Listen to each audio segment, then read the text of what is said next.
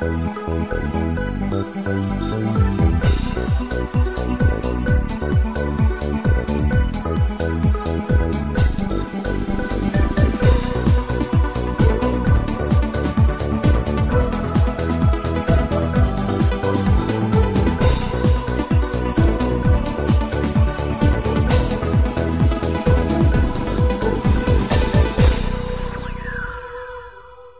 le voit, le public est adorable avec elle, on l'arrête partout. Mais heureusement, elle n'aurait pas eu le public. Bon, c'est pas la profession. Attends, je vais en faire un... Bon, il y en a beaucoup, malheureusement, qui sont décédés. C'est ça aussi le problème.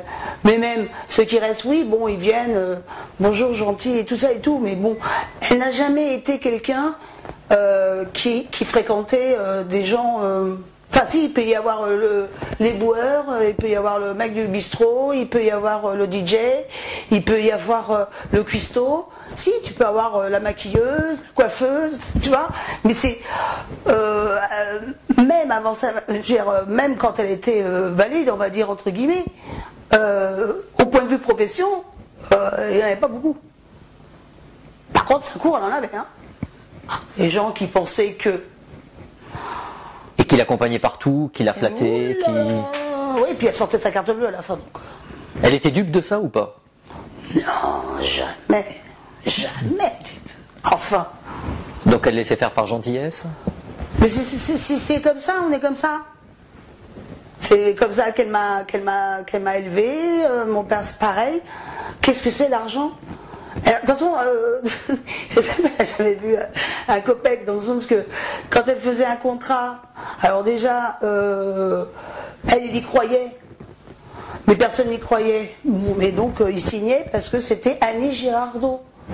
Donc, elle était toujours en participation, à ci, à ça.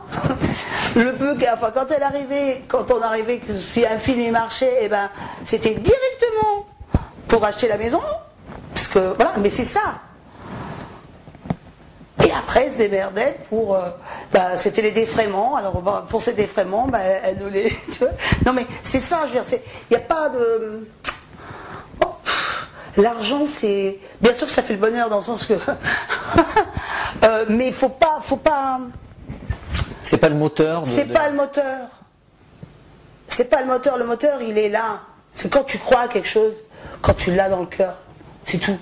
Bien sûr, forcément, c'est quand même plus facile d'avoir des sous. Parce que c'est vrai que quand tu as ton gaz à payer ou ton EDF à payer à la fin du mois, et que tu ne l'as pas, eh ben, je peux te dire, tu réponds plus au téléphone. Et t'es mal, et t'endors pas la nuit. Alors parlons de ce bouquin, on aimerait bien savoir ce qu'il y a à l'intérieur, parce que il faut le lire, évidemment. Est-ce que tu peux nous dire en gros de quoi il est fait? De souvenirs, d'anecdotes? C'est un parcours professionnel que tu as retracé aussi? C'est moi petite. C'est la vie de maman. Vue à travers toi? À travers moi. Donc dès l'âge de 6-7 ans, jusqu'au jour d'aujourd'hui. Donc c'est vrai que ça n'a pas été évident. Parce que des fois, je mélangeais un peu les choses. Vu que des fois, aussi bien quand je parle de Lelouch ou quand je parle de Broca, etc., c'est vrai qu'ils en ont fait tellement au fur et à mesure que c'est vrai que... Donc il a fallu faire une recherche énorme. Énorme. Heureusement qu'il y avait Jean-Michel Karadec qui m'a aidé et tout était, parce qu'il faut pas se bourrer, mais les dates étaient un peu mélangées, mais c'est pas grave. L'essentiel,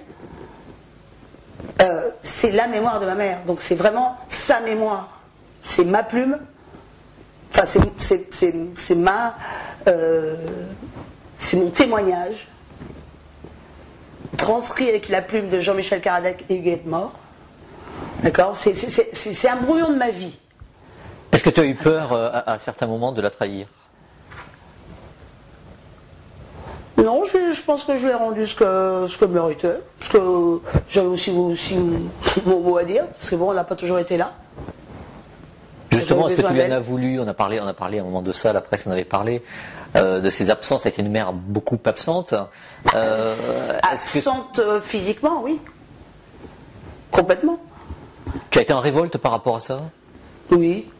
Violemment, souvent? Violemment,